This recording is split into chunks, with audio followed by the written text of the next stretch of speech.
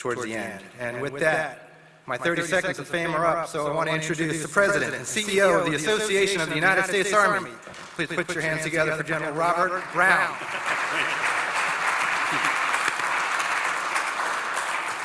All right, yeah, it is great to see everybody in person. It's a little strange. It's been a couple of years, and we did a few events, but you had masks on, so you couldn't tell people were mad at you, smiling, you know, but great to be here. And I want to thank, it's a great crowd we have this morning for a distinguished speaker. But I want to thank the National Museum and the United States Army and just encourage you. It's open after this. If you have not been through it, and I talked to about a dozen folks who had not been through the museum yet, and I will tell you, you'll have such pride in your Army when you go through the museum. So take advantage of that afterwards. I'd like to recognize some of our distinguished guests, and we have a bunch of them, our senior civilian leaders, our general officers, both active and retired. Thanks for being here. Command Sergeants Majors, a few Command Sergeants Majors, always good to have you here. Our allies and partners, a bunch of allies and partners here this morning. Thank you for being here, just terrific. Special welcome to our congressional staff. Appreciate your efforts on behalf of our soldiers and families, and it's great to have you here, and I greatly appreciate all you do. Yeah, I want to thank BAE Systems. You saw, we can't do it without sponsorship, and BAE Systems is our sponsor this morning. I want to welcome Reginald Robinson. Reginald, thanks for being here for BAE Systems. He's the Executive Branch Vice President, International Government Relations. They've been a national partner with AUSA since 1961. And unbelievable. So thanks to BAE for being our sponsor. You know, the Army is undergoing the most significant transformation in the past 40 years right now, and all while the Army serves a vital role in defending America, deploying where needed overseas, as we see, and serving communities on the front lines here at home during times of crisis or disaster. I'd say the Army's busier than ever. And as you know, it's on all of our minds, Putin's illegitimate war in Ukraine, and demonstrate that the world is a dangerous, deadly place, and that authoritarian powers are determined to achieve their aspirations through any means. So we must have a strong defense and an Army capable of meeting these challenges. And we are fortunate that we have incredible leadership in our Army right now, the top of our Army, amazing leader, and for these challenging times, boy, do we need it. General James McConville assumed duties as a 40th Chief of Staff of the Army in August 2019, and after most recently serving as the 36th Vice Chief of Staff of the Army. He's had multiple command assignments throughout his career, but I'll just tell you, he's the right leader at the right time for our Army at such a critical time. So please join me in a warm welcome for General James McConville.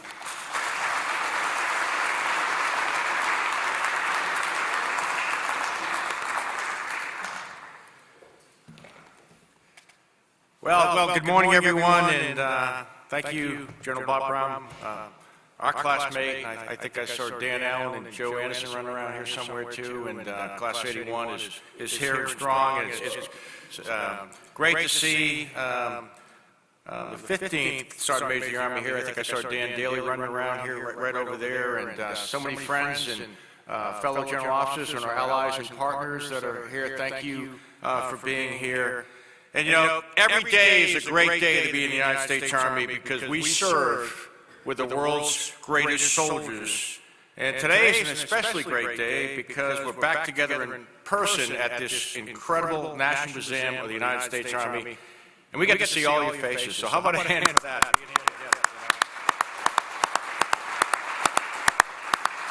And Bob mentioned this, but if you haven't had a chance to see this museum, it is absolutely wonderful. And, you know, it tells the Army story, and it honors the accomplishments, the sacrifices, and commitments of American soldiers. And, you know, that's a tall order when you think about it. But I could almost tell you, you know, we could almost fill the entire museum with some of the incredible feats that I've seen over the last couple of years in the Army and the sacrifice our soldiers have made. And, you know, over the last couple of years, we've faced a lot of challenges as an Army and as a nation. And you think about it, we've had tensions with Iran, we've had COVID, we've had civil unrest, we've had challenges along the border, we've had catastrophic natural disasters, we've had Afghanistan, and now we have Eastern Europe. And in the face of each of these challenges, our soldiers have performed above and beyond, all the while continuing to support ongoing global operations, and all the while undergoing the Army's biggest transformation in over 40 years. And I will tell you, I couldn't be more proud of our soldiers right now and the incredible work that they have done across the globe. And I'm especially, any Guard and Reserve here? Can you raise your hands? Okay, how about a hand for our Guard and Reserve? They've been like the Swiss Army knives. I don't know, maybe they're the Army knives, whatever you want to call it. But, when you think about what we've asked the Guard and Reserve to do, they're solving problems. The military, we talk about fighting and winning, we certainly do that. But really what I've learned is the military and the Army particularly, we're problem solvers. And we've asked the Guard and Reserve to go into communities at every single level. We got them driving school buses. We got them giving relief to our civilian medical professionals during the COVID pandemic. They were facilitating the evacuation of American and Afghan allies from Kabul to their local communities and making all that happen. And every time the nation is called, the soldiers of the United States Army, the active Guard and Reserve, have been there and they've been ready. And now the nation has asked us to stand united with our allies and partners to support Ukraine and deter aggression against NATO while avoiding conflict with Russia. And we are highly trained and ready with over 30,000 soldiers committed to this task. And our forces that are employed in Europe, they're ready. And, it's great that we have General Chris Cavalli over there as a four-star headquarters leading this effort, no finer officer in the Army. We have 5th Corps that's forward right now, certainly the 173rd Airborne Brigade, the 2nd Cavalry Regiment, and then we have our rotational forces with the 1st Infantry Division forward, the 1st Armored Combat Brigade of the Big Red One, whose tour was just extended so they could provide that deterrence. And we have the 3rd and the 4th Infantry on its way as part of the rotational forces. And then we deployed the 5th Corps headquarters, we deployed the 18th Airborne Corps, we deployed the 82nd Airborne Division, and we deployed the 1st Armored Combat Team of the 3rd Infantry Division, the Rock of the Marne. And what's really pretty amazing about the 1st and the 3rd, it was about a week ago that we gave them a call and told them to deploy. And I was going down to see them over the weekend, but they had deployed before I could even get there. And it was pretty amazing. I said, we had a schedule. I go, there's no way they can get out of here in less than a week. Told the staff, get the weekend visit ready to go. And they were gone. But more interesting is they went in, they drew our equipment from the Army pre-positioned stocks. And in 7 days, they were on the range shooting, ready to go. Absolutely amazing what they were able to do. And we talk about the Army and what it does and having allies and partners and having theaters set so we can quickly respond and stand shoulder to shoulder with our partners. That's what it's all about. And, our Army pre-positioned stocks were really, this is really the first time, in many, many years that we activated them at the level that we had. The 82nd Airborne Division, the brigade that went in there, drew the Infantry Brigade Combat Team APS stocks. And that allowed them to get over there with a lot, very quickly, but with a lot less C-17s. And with the 1st and 3rd, we didn't need to put them on a ship and send their equipment over there. They were able to draw them.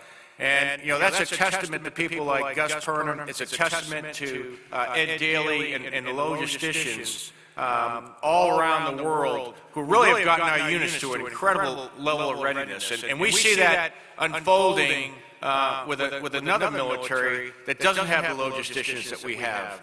And we often like to talk about, amateurs study tactics and professionals study logistics. And we're seeing that play out right before our eyes. If you're going to put an army on the move, if you're going to conduct combat operations, if you don't have logistics, if you don't have gas, if you don't have parts, if you don't have all the ammunition, then those weapon systems become paperweights. They just sit on the side of the road and you can't fight them. So we are very, very blessed to have incredible logisticians and with our industry partners who have given us the equipment that's ready to fight and win on the battlefield. You know, we're also seeing it's a testament to the value of us having great allies and partners, to having access, presence, and influence around the world. You know, there's always going to be a critical role for ground forces, no matter what some people may say, whether in conflict, competition, or cooperation anywhere in the world. And what we're seeing right now is a return on the investments we've made in strengthening our alliances and partnerships, in some cases strengthening our allies and partners. And those relationships that we've built over the last many years have come in. You know, I've talked to my counterparts in Europe. We're going to see them Wednesday night. But those relationships we've built over many, many years, those relationships that we've done training together, all come together so we're united in a stand for freedom, which we're seeing right now. And, you know, we're living in a very dangerous world. You know, our chairman's talked about that, you know, our senior leadership talked about that. It is a very dangerous world. And you're seeing that unfold on our television sets. And much of the information has been put out there, so a lot of the news that you're watching is very, very accurate, and rightly so. And people have shared information, you know, at the highest levels, so the American people and, quite frankly, the world can see what's happening. And, you know, I think back to the day at West Point over 40 years ago, when Bob and Dan and Joe and I were all there, and we swore an oath to defend this country against all our enemies. And our commencement speaker was President Ronald Reagan. And interesting enough, he had been shot only 2 months prior.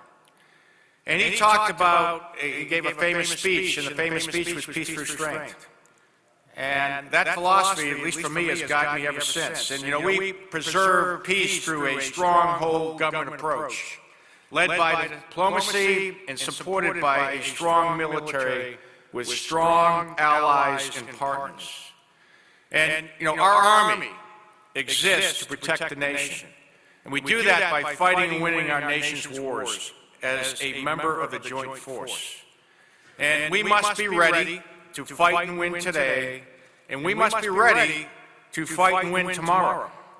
And ready to fight and win, and there's a lot of things that go on, is what is important. Because although we're not looking for a fight, we will not hesitate to defend this nation and our nation's allies when called upon. And I believe that the United States Army has the right priorities in place to project strength. That's people, readiness, and modernization. It's not one or the other. It's not a zero-sum game. But these priorities prepare us to face any challenges anywhere in the world. And people are our greatest strength and our most important weapon system. And our people are soldiers across the active Army, the Guard and Reserve, their families, our Army civilians, and our soldiers for life, our veterans and retirees. And people first is about getting the right people in the right place at the right time. And I can attest to this. I've seen when we had the right leaders go into really tough situations, to go into Kabul, H-Tyre, an incredibly tough situation, and make that all happen with very little guidance and very little time. And we're seeing that happen around the world right now, where leaders are taking charge in a very tenuous situation where it's ambiguous, it's vague, and it's not deliberate, and they have to make tough decisions in a very tough environment. And so for us, it's about winning the war for talent, so we can maintain the world's greatest fighting force. And we want the most talented Americans to know the U.S. Army is a path to endless possibilities, both in uniform and beyond. And we want their parents to know that the U.S. Army is a pathway to success for their sons and daughters. And we need all your help to inspire young men and women to serve their country. And this is a challenging time for recruiting. Only 23% of Americans are qualified to serve their country. 23%. And 79% of young men and women come in are from a military family.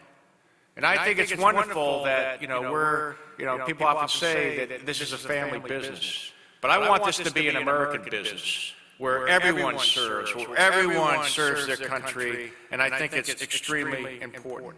We recruit soldiers, but we retain families. And we want to take care of families by ensuring access to quality housing, health care, child care, spouse employment, and PCS moves. So when our soldiers get the call like they just did, that's time to go, we want them laser focused on their mission, knowing that their families will be taken care for at home. And above all else, people first is about building cohesive teams that are highly trained, disciplined, and fit and ready to fight and win. Because when it's time to go, as it's been said before, we go with the Army that we have. And we're seeing that right now. I've been chief for a little over 2.5 years.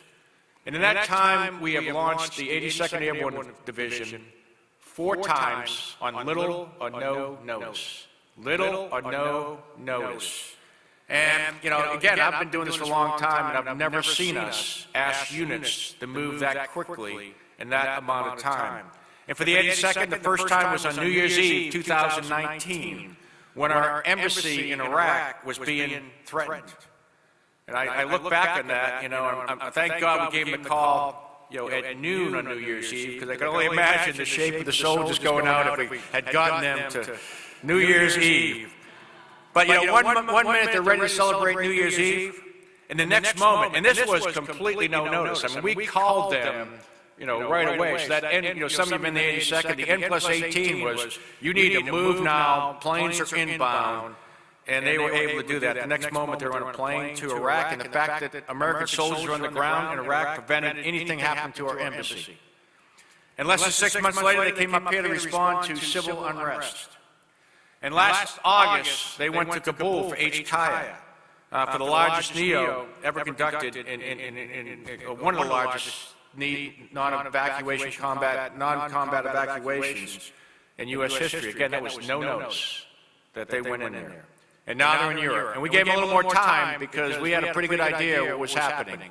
And as things started to shift, we had a pretty good idea what was going to happen, and we were able to give them a little notice. But think about that. And a lot of people say, well, that's what they do. They're our immediate response force. Absolutely. And it's their mission to be ready to go. Absolutely.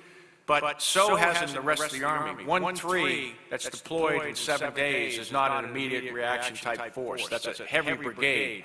But it's also not just the active force. I use an example, the Minnesota Red Bulls. And if you take a look at their path, they were very involved in helping with the civil unrest that was going on in their city and in their state. And they came out of that situation, and they were our first brigade to go to the National Training Center during COVID. So you think about it, they're doing civil unrest, they're trying to get ready because they got a deployment coming up. One of the battalion commanders had lost his grocery store in the civil unrest in Minneapolis.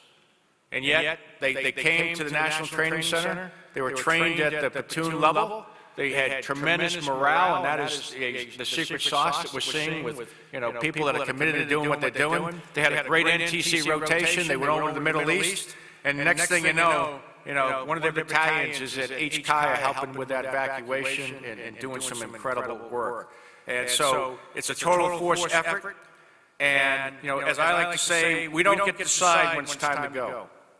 We don't get to choose our mission, and that's why for all our forces, foundational readiness is so important. We're focusing on making sure that our individuals and small units are masters of their craft through deliberate practice and expert coaching. And, that is what, when you look around, every elite fighting force on earth throughout history has had in common. They're masters of their craft. And that's what our soldiers have to be, and that's what we want to make sure they are. Because when it's time to go, as we said, we go with the Army we have. We go with the Army we have. And what we're doing is prioritizing our time and resources to building strong foundations with our soldiers so they can adapt to any mission. The days of, just soldiers have to be problem solvers. They have to go into tough situations, they have to be able to think, and they have to be able to make things happen. And so for our Army, when you look at priorities, we talk about people, we talk about readiness, we talk about modernization. We can never compromise on readiness because that's what we have to do. But being ready today is not good enough. We must also make sure we are ready tomorrow. And that's really what modernization is all about. It's about future readiness. So what we're doing and what we're figuring out is how we do both. And that's why the Secretary of the Army, number one objective is putting the Army on a sustainable, strategic path, making sure we keep the momentum going on with our modernization efforts. And we are at an inflection point in the Army that demands transformational change. We're seeing that in Europe right now. And as Bob mentioned, we transform the Army about every 40 years. And our last big transformation was in the 70s and 80s when some of us came in the Army. And that's when we had air-land battle, that's when we had the Big Five, and that's the Army that we joined.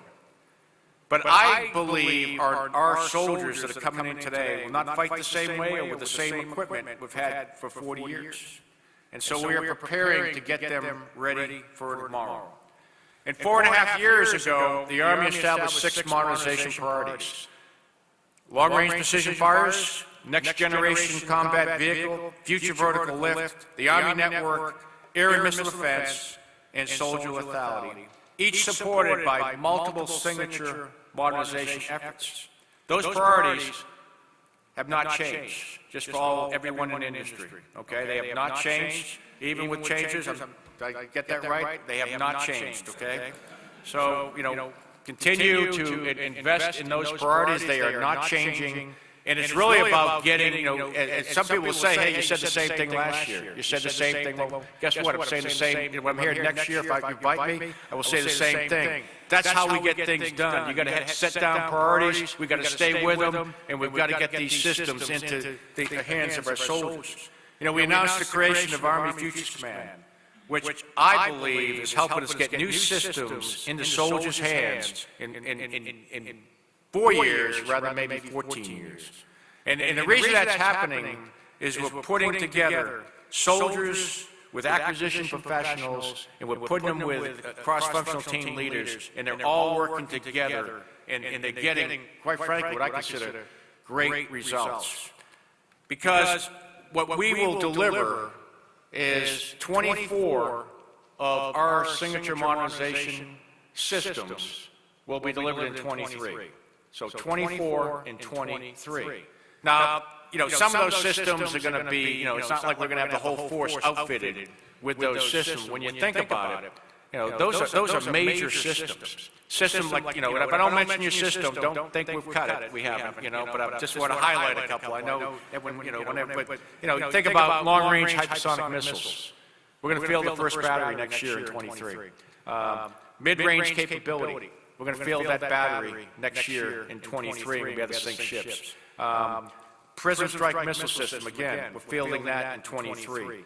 Mobile protected fire, fielding that in 23. Army integrated air and missile defense, mobile SURE-RAD, IBAS, next generation quad weapon, and a whole bunch of other systems we are fielding in 23, and we think that's very, very important. Get the Alpha model into the hands of soldiers, and then over the next 40, 50, 60 years, we'll incrementally improve it like we've done with our Big Five, and that's where we're going with that.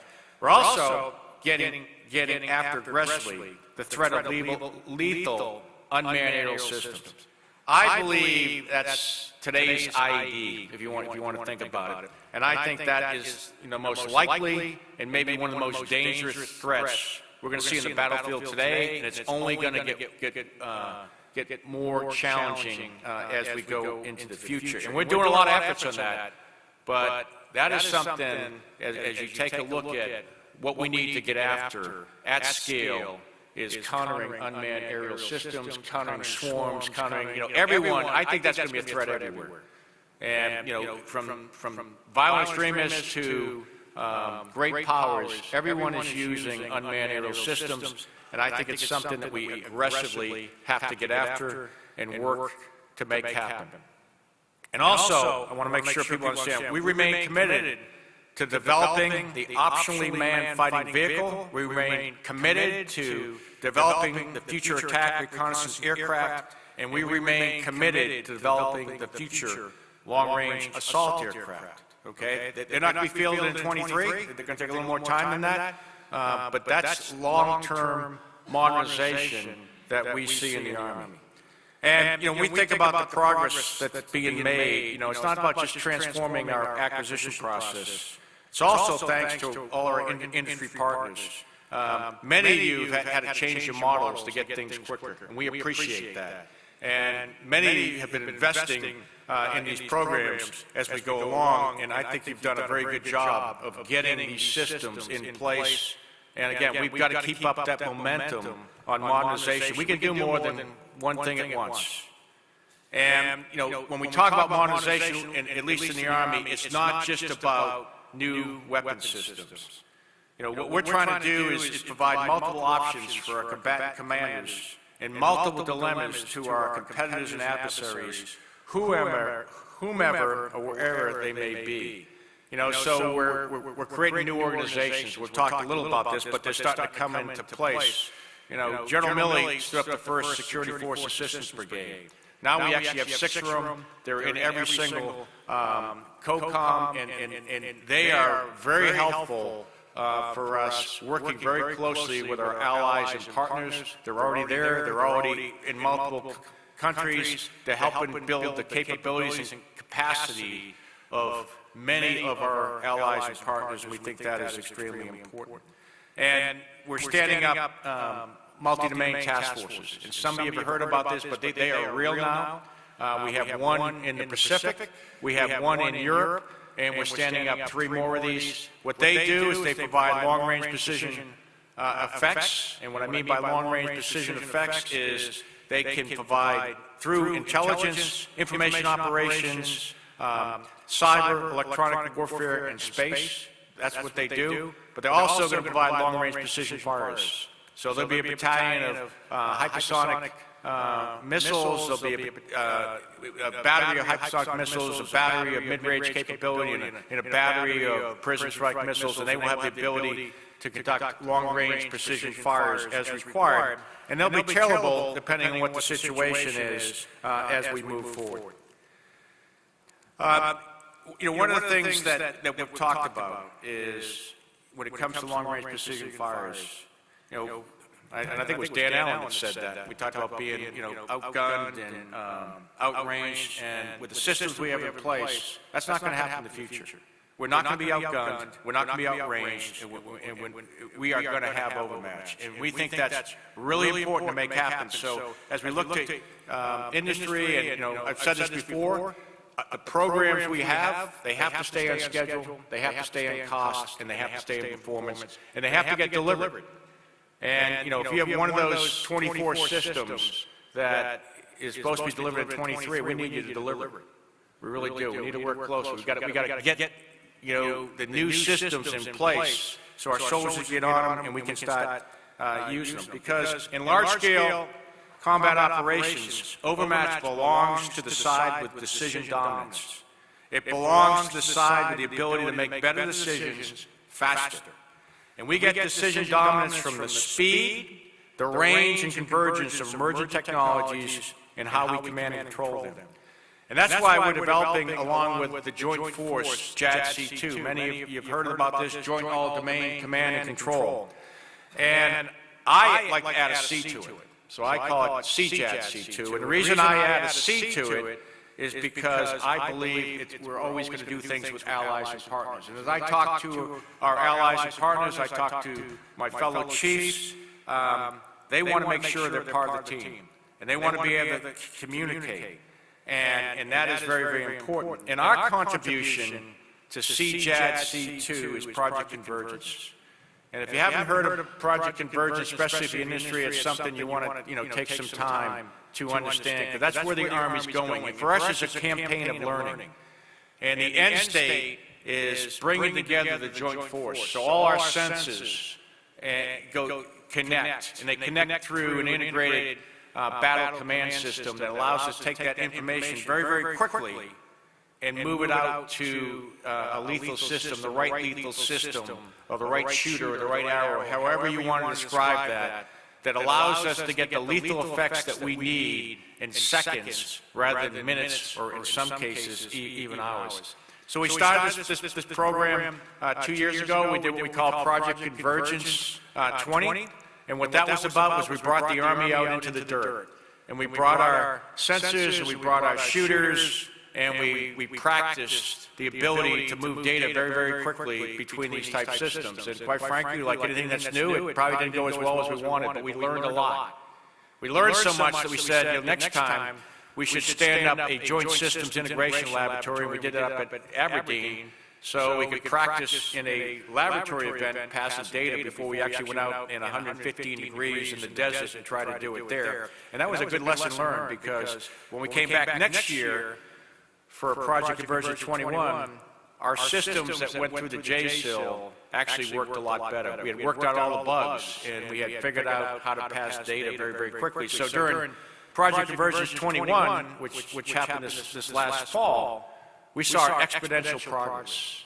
We saw exponential progress in the ability to move very, very quickly, and our joint partners were out there in force, and we're able to do some pretty incredible things, bringing together the joint sensors with the joint shooters.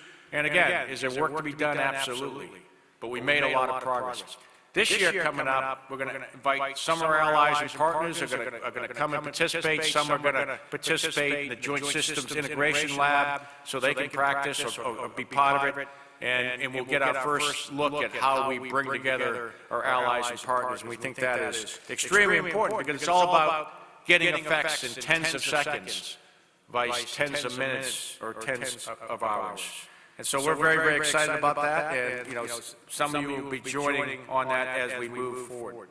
And the network for many, we have it as the number 4 priority on our 6 modernizations, but for many of our allies and partners, it's the number 1 priority. And quite frankly, where we're going, we can't do what we need to do without the network. And we've got billions of dollars invested in communication systems.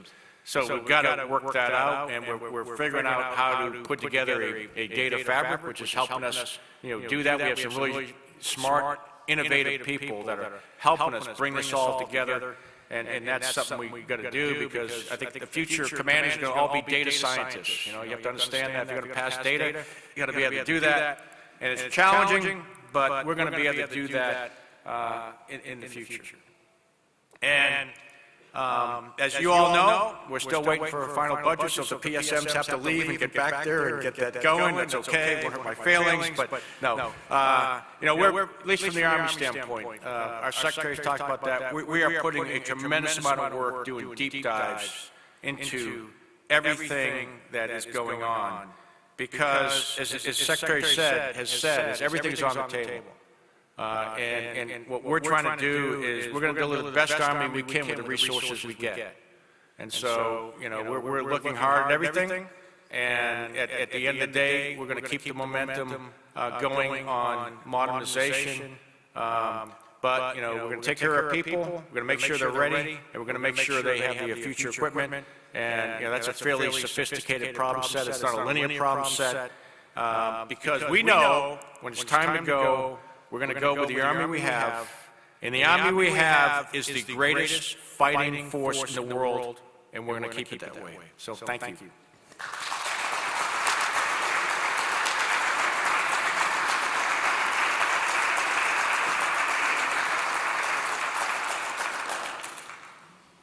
Thank you, Chief. We have time for a few questions. Sure. Good morning, sir. I'm Colonel Messina, Italian Army Attaché. Thank you for your service, sir. My question is related to the current international scenario, of course. And let's assume the worst case that Russia will succeed in gaining full control of Ukraine in the next 2 or 3 months.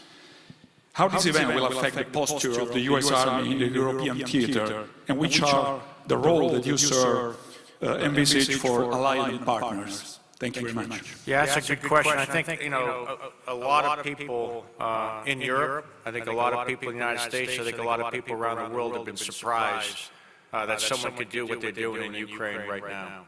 And when we look at the tactics that the Russians are using, you know, as far as indiscriminately using weapon systems to attack civilian enclaves, everything like that, I think that should all give us caution. So, you know, we all believe in the importance of NATO and having a strong alliance and partnership. We all understand the importance of working together. And so what does this portend for the future? I can, you know, at least from the Army standpoint, say the fact that we have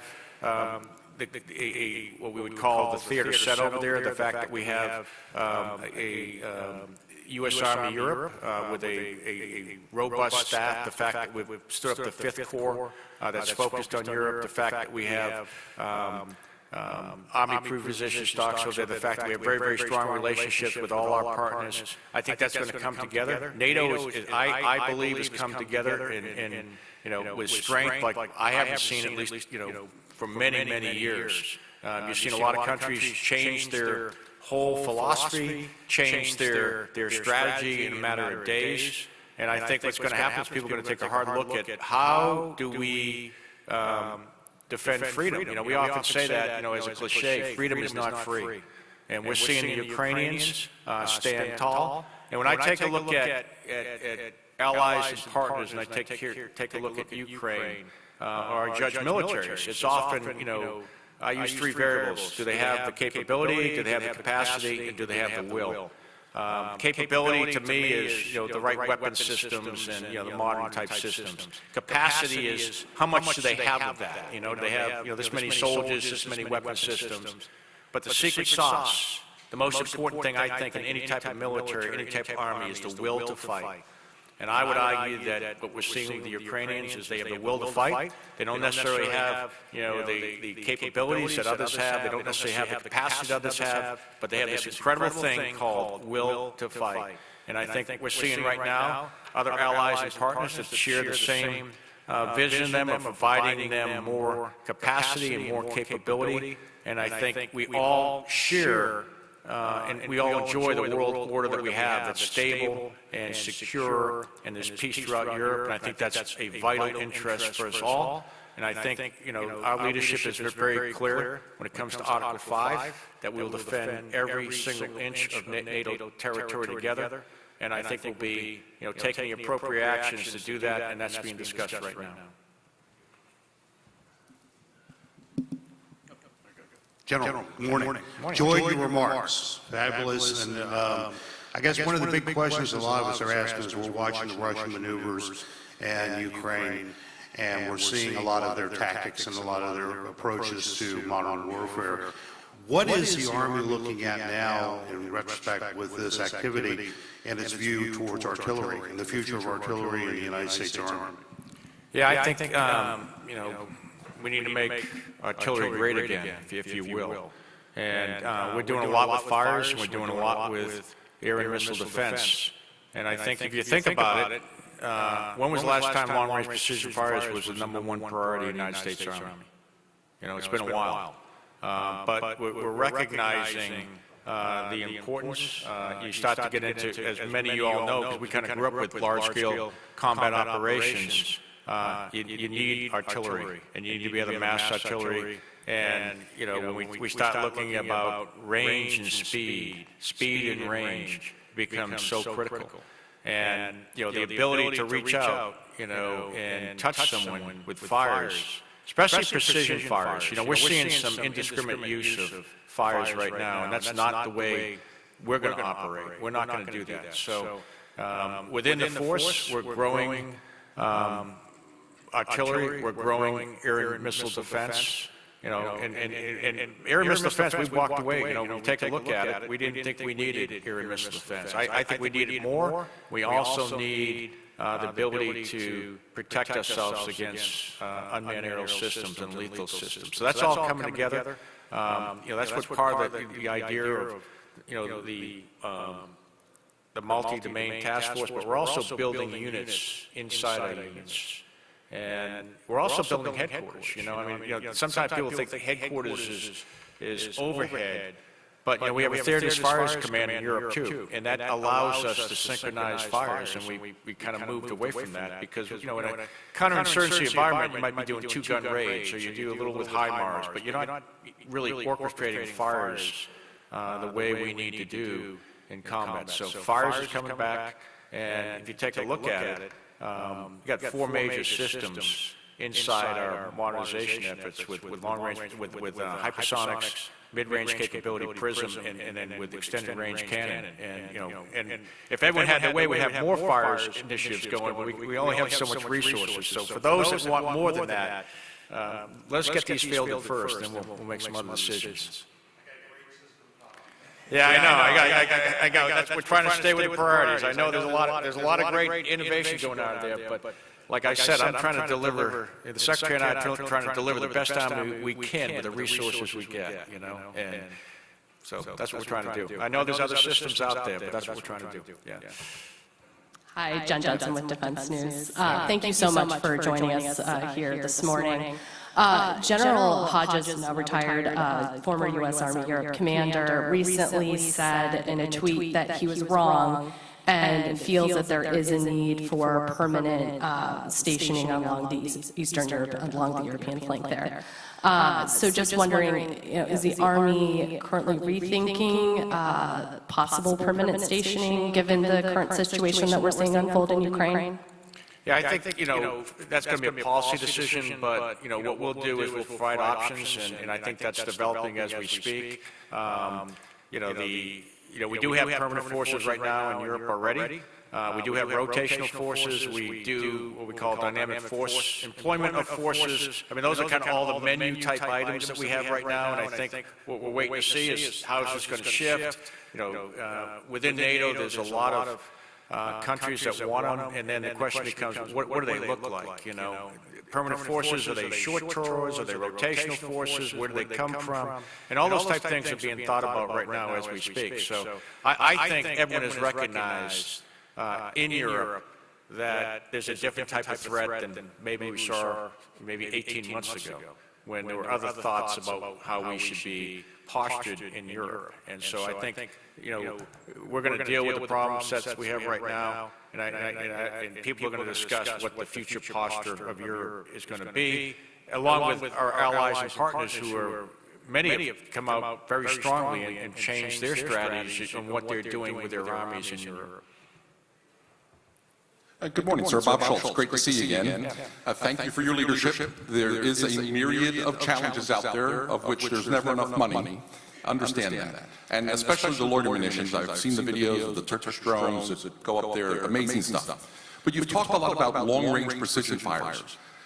And when I was a young officer, young cadet, I always learned that artillery was the king of battle. And all of the systems you mentioned, whether it's PRISM or hypersonic or the multi-domain task force or the 56th artillery, they're all really strategic level fires. When you look at tube artillery, conventional artillery under 70 kilometers at brigade commander units, we're still pulling towed artillery around the battlefield. At 2/3 of our Army, with our Stryker and infantry brigade combat teams that use towed artillery. Over a majority of the forces that are deployed, the 30,000 you mentioned, on the Eastern Front, are those types of light infantry and Stryker units.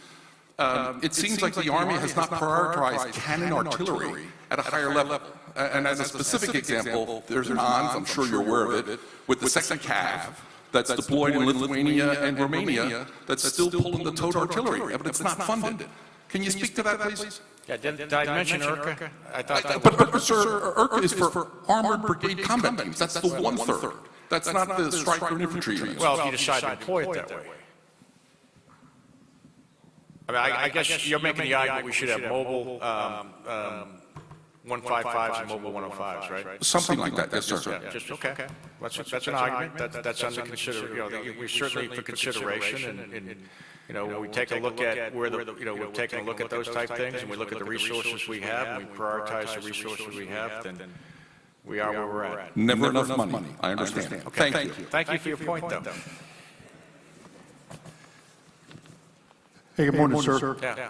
Hey, I noticed Secretary Reese sitting up here. I'm going to ask a question on his behalf. Okay. Can you give a description of the role that the National Guard State Partnership Program has played in helping to develop the relationships that we see now being Yeah, in Europe?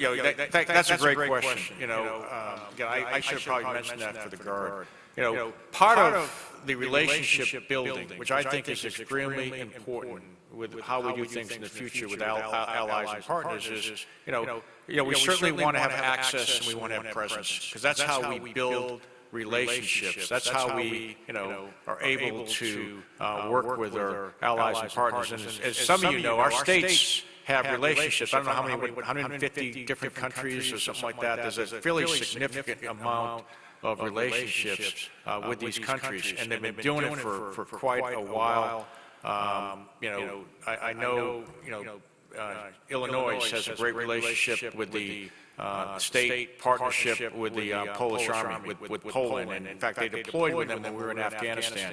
But many of these countries have relationships, and when you think about the type of organizations that we have, our National Guard that works very, very closely with countries throughout the world. We have our Special Forces that work very, very closely with our partners. We have the Security Force Assistance Brigades. All these come together to help build the capacity, the capabilities of our allies and partners, and I think that's really important, and I think what the Guard does is an integral part of that. And, what I see our combatant commanders doing, and I see our component commanders doing is bringing those effects together, so you get the confluence of those type of effects along with other deployments and other exercises to make strong partnerships really throughout the world. Sir, excellent presentation. George Nicholson of the Global Special Operations Forces Foundation. You're talking about long-range artillery and the changing environment. Right now, the difficulty of finding, identifying, and designating targets. The Marine Corps uses their own JTACs. The Air Force Special Operations Command says we have to provide JTACs to the Army and everything else. So you're looking at the capability of the Army having their own organic capability, or looking at what things the Marines are doing, like taking RPVs and using the RPVs of finding the targets, designating the targets, and providing the data back to artillery or to other platforms. Yeah, I think that's a great point, great question. I think the future is everybody, is going to have the ability to call fires, or, I don't want to say, I don't want to demean people, say they're a sensor in the battlefield.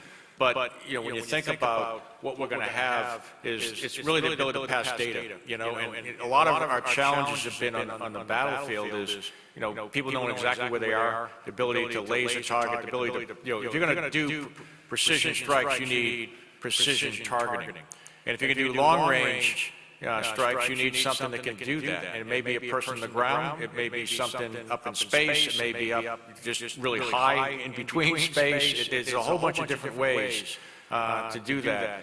But what we don't want to do is be limited by how many JTACs you have, or how many, that's why we've gone to joint JFOs, joint forward observers, and train our own and doing those type things. But, there's a sweet spot there, because the reason, certain services go, I want a JTAC to call, because who owns the bomb when it gets dropped, or who owns the fires when it happens, and to make that work out. But I think, the future is anyone that has the appropriate capability to do that is going to do it. And we want multiple senses, multiple people on the battlefield that can do that. And, having a person that can actually see the target, having done a lot of targeting, in, whether it's even drones, we should never underestimate the importance of having a person in the loop when we're doing these type things. And when I take a look at some drone strikes, and I take a look at some of these type things, if you don't have someone on the ground that can see, 360 to get a sense of what's happening, you take more risk. When you look through drones and those type things, you're looking through soda straws. You can only see so much of the area around there, and that increases risk. And, the more intelligence you have, the more capability you have, the more precise you want to have, because we do not want to be indiscriminate when we're conducting precision strikes. And so I think that, we do have a JFO course that actually qualifies people to do that. And I think as we move in the future, we're going to be using, one of the things about Project Convergence was using all types of sensors. It's interesting, what can pick up targets for you. We're using F-35s, we're using things in space, we're using, anything, a whole bunch of different ways. The challenge has been is how do you pass data between them? Because a lot of times it's one sensor to one shooter, and we see value in having multiple sensors, bring it back and be able to get to the shooter really quickly without, and be able to pass that data in a very quick manner rather than, doing swivel chairs or trying to, have to type it in. That's where you start making mistakes. So, the point is well taken. I think, we're going to have a lot of capability for long-range fires, and having people in the battlefield that can do that is going to be very important. Special operations is extremely good at doing that. Sir, we have time for one last question. It's right here. Sir, Yep. General Dynamics. Yeah. Sir, last question of the day, probably the easiest question you get today. In terms of end strength, right, and trying to balance end strength, the amount of headquarters, modernization, can you talk a little bit about the challenges that you have there and trying to minimize the amount of soldiers that we have, balancing the flags, and then balancing modernization? Yeah, that's a great question. Any mathematicians here? Because, I've been thinking about it, and I'm trying to describe it, and how you do this, because it's not a linear equation. Some people say, take a look at our priorities. You go, it's people, which could be end strength and structure, it's readiness, and it's modernization. It makes it look like it's an algebra equation. Okay, if you have this much, but it's really not. It's more of a functional type equation. So when you take a look at end strength, okay, one, kind of, variable in end strength is how many people you have, but really there's much more to that. What type of people do you have? What's the quality of people? Is quality more important than quantity? What type of army do we have? And all those things go into that. What type of structures do you have? Once you have those type of people, where do you invest them? Do you have mobile artillery? Do you have long-range precision fires? How many of those do you have, across the whole thing? And that's all in that structure end strength equation. And then from us, we have I believe, a moral obligation, a sacred obligation to make sure any soldier we're going to send to combat is trained. And that costs money. That means, you got to buy flying hours, you got to buy miles, you got to send them, you got to buy combat training centers, you got to buy all these type of things that, quite frankly, don't tend to have a constituency when it comes to fighting for resources. But from where I sit, is we have to make sure they're trained. And then you come to the third variable, it's like, okay, so modernization, what does that look like? Well, we've laid out the future of modernization, and we try to use the analogy like the Big Five, and we're trying to talk about transformation and trying to put it in perspective that maybe people will understand. We had the Big Five, but that's actually a big, probably 20 that we had. We always like to say that. When I look at that, we certainly got you got the Abrams, you got the Bradley, you got the Patriot, you got the Black Hawk, you got the Apache. So you got those Big Five. But there's also howitzers involved in that. There were air defense systems. There were the Chinook was involved. All those type things that came together that set us for the Army that we've had. And I call those endurance systems, so enduring, and we've incrementally improved them as we go along. But the question becomes, at least for me, is how do you make that switch? When do you start to say, okay, the systems that have been really good, that are best in the world, when do we switch over to this new system, given that the resources are constrained to do that?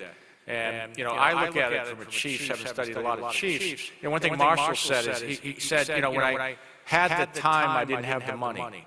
And then when I got the money, I didn't have the time. So we're trying to find, like, using calculus variations, a sweet spot where, and it's we're not going to have everything that people want. We know it. In fact, we're under tremendous, scrutiny on what we're trying to do right now by keeping so much end strength, by keeping so much readiness, by keeping, the 31 plus 4 and trying to figure all that stuff out. So how do we deliver it? What we're trying to do is get as much as we can, so we deliver the best Army Because it's easy for chiefs, not easy, but if you're not thinking about the future, you can stay in the present.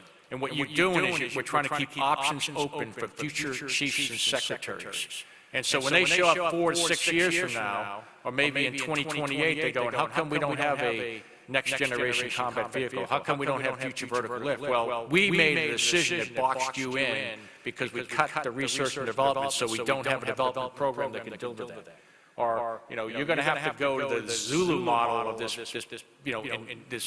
legacy piece of equipment because we didn't set you up for success and invest now and get industry moving its way through. And so, to me, it's a multivariable calculus problem.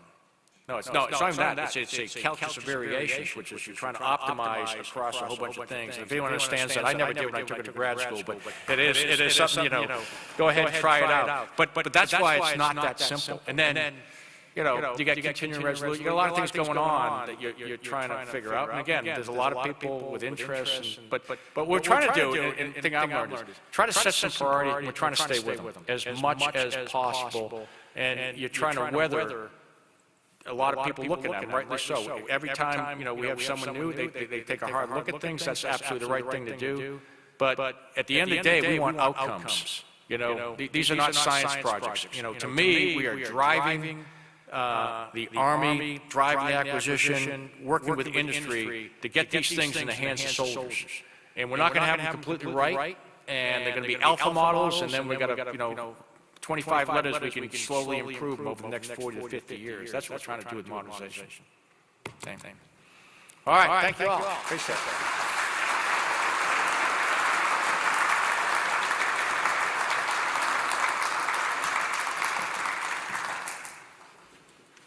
Well, thanks, Chief. That was just fantastic. Really appreciate it. Great way to kick off the coffee series. And at such a key time. Thanks for the questions as well. Special thank you again to the National Museum of the United States Army, Lieutenant General Retired Roger Schultz. Roger, where are you at? There you are. All right, hiding on me. Thanks, Roger. Look, you're already late for work, all right? So take an extra hour or two and get inspired. Just walk around. The museum's open early for you. And I'll tell you, it's inspirational to walk around. So I would really recommend it. The inbox will wait. What's that? Yeah. You go in the theater, I'm telling you, it's amazing. Every single display, it really makes you proud. So take the time. Also, just a little plug here, Roger really did a great job on the museum store, 10% off. Okay, all kinds of great stuff. There's a giant soldier in there that the grandkids will love, I guarantee you. World War II epic soldier. So take the time. And also, I want to, just again, thank you so much for joining us.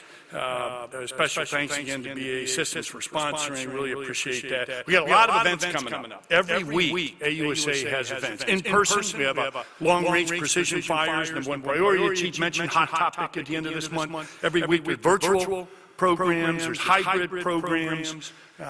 So it truly is the voice for the Army. We're here in full support. I also want to highlight the Chief mentioned just incredibly innovative multi-domain task force. We're just hot off the press.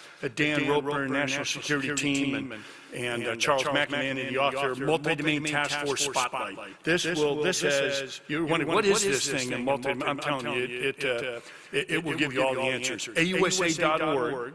You go to AUSA.org, you're going to find all these products, you're going to find what's going on, so you can stay in touch and do all we can to support our Army, which is so critical. I don't think ever more critical than right now.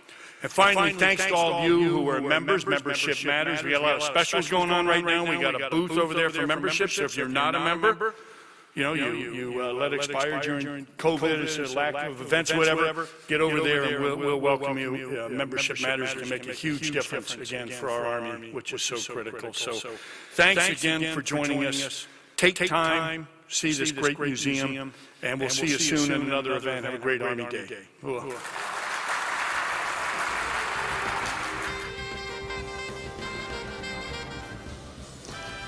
The museum is now open for those who would like to tour the galleries. Food and beverages will not be permitted once inside the galleries. Thank you.